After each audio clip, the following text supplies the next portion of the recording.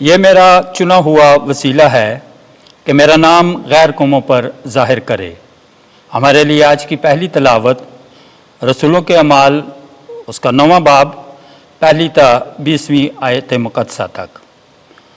اس وقت شاؤل ہنوز خداوند کے شاگردوں کے دھمکانے اور قتل کرنے کا دم مارتا ہوا کاہن اعظم کے ہاں گیا اور اس سے دمشق کے عبادت خانوں کے لیے اس مضمون کے خط مانگے کہ جن کو وہ اس طریق پر پائے، خواہ مرد خواہ زن، ان کو باندھ کر یروشلم میں لائے۔ اور جب وہ سفر کرتے کرتے دمشق کے نزدیک پہنچا تو یوں ہوا کہ یک بارگی آسمان سے ایک نور اس کے گرد آ چمکا اور وہ زمین پر گر پڑا، اور اسے ایک آواز یوں کہتے سنائی دی کہ شاؤل شاؤل تو مجھے کیوں ایذا دیتا ہے؟ اس نے کہا، اے خداوند تو کون ہے؟ اس نے کہا، میں یسوع ہوں جسے تو ایذا دیتا ہے، مگر اٹھ اور شہر میں جا، اور جو تجھے کرنا ہوگا وہ تجھے بتایا جائے گا۔ جو آدمی اس کے ہمراہ تھے وہ حیران ہو کر کھڑے رہ گئے، کیونکہ آواز تو سنتے تھے مگر کسی کو دیکھتے نہ تھے۔ اور شاؤل زمین پر سے اٹھا، اور جب اس نے آنکھیں کھولیں تو اس کو کچھ دکھائی نہ دیا۔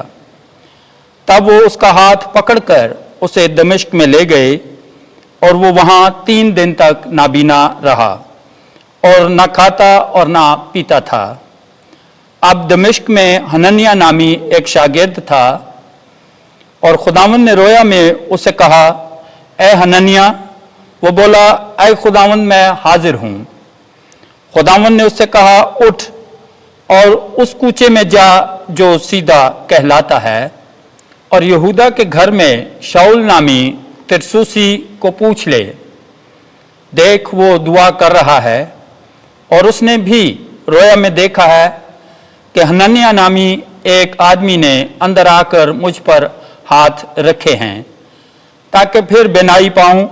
مگر حننیہ نے جواب دیا کہ اے خداوند، میں نے بتیروں سے اس شخص کی بابت سنا ہے کہ اس نے یروشلم میں تیرے مقدسوں کے ساتھ کیسی کیسی برائیاں کی ہیں، اور یہاں بھی اس نے سردار کاہنوں کی طرف سے اختیار پایا ہے کہ ان سب کو باندھ لے جو تیرا نام لیتے ہیں۔ مگر خداوند نے اس سے کہا، تو جا، کیونکہ یہ میرا چنا ہوا وسیلہ ہے کہ میرے نام کو غیر قوموں اور بادشاہوں اور بنی اسرائیل پر ظاہر کرے، اور میں اس کو دکھاؤں گا کہ میرے نام کے لیے اسے کتنا دکھ اٹھانا پڑے گا۔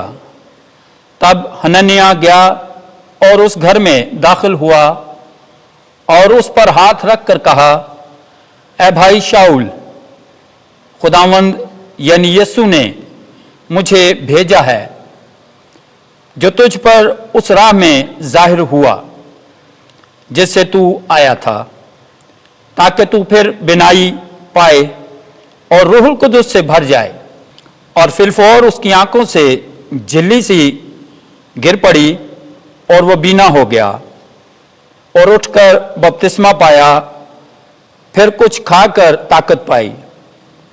اور وہ کئی دن ان شاگردوں کے ساتھ رہا جو دمشق میں تھے، اور وہ فوراً عبادت خانوں میں یسوع کی منادی کرنے لگا کہ وہ خدا کا بیٹا ہے۔ پاک کلام کے پڑھے اور سنے جانے پر خدا کی برکت ہو۔ خدا کا شکر۔ زبور 117 جماعتی جواب، ہیلیلویا ہیلیلویا۔ اے سب قوموں خداوند کی حمد کرو، اے سب امتوں اس کی توصیف کرو۔ جماعتی جواب، ہیلیلویا۔ اس کی رحمت ہم پر استوار ہے، اس کی وفا ابد تک قائم ہے۔ جماعتی جواب، ہیلیلویا آمین۔ خداوند آپ کے ساتھ ہو۔